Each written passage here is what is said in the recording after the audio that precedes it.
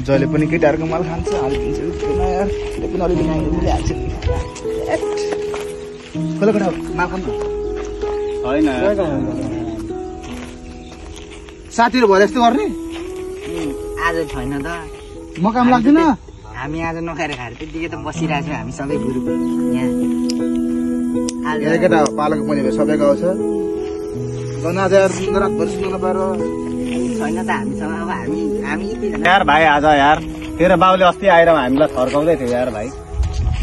तिमीहरूलाई तिमीहरूलाई अस्ति भर्खर मैले मेरो बाबुको कुरा चोरेर फकाएको होइन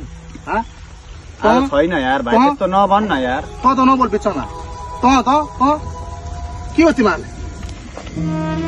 छैन के माल ओ भाइ हेरेर होइन है चोकेर भाइ तिमी त्यस्तो नभन ल तिमी राम्रोसँगले जाऊ त्यस्तो नखाऊ हामीसँग नहिन तिम्रो बाउले भनेको ठिकै हो नखाऊ भनेको राम्रै हो कि तिमीले लागि भनेको हो तिमी चल्दैन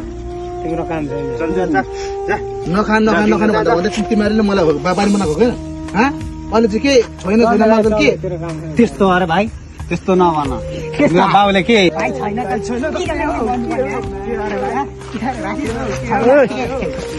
छोड्दैन गाउँकै भाइ छोड्दैन अनि माल माग्दै आएर यहाँ भाइ राम्रोसँगले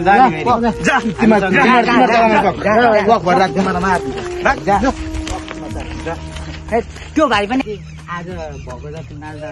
आयौँ अब भोलि चाहिँ त्यहाँदेखि दरफट गर्नु भने भोलि चाहिँ टकेर खोज्नु पर्छ नि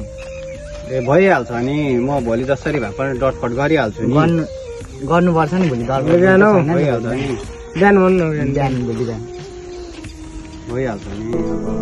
यस्तै हो होइन भोलि म लिएर आइ भोलि बिहान भन भन्थ्यो नि फेरि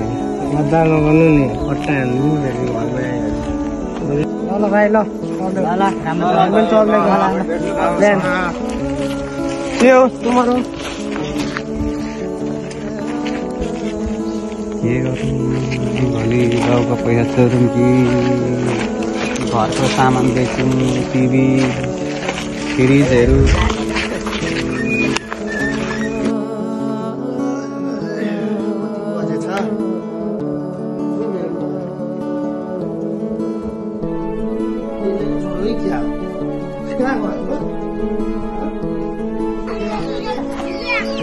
यो मोबाइल टिक राख्नु न कतिको राख्नु भाइ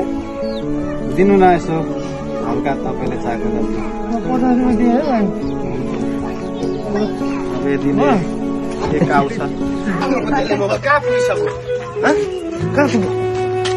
यो त मेरो मोबाइल हो त मैले किनिसकेको त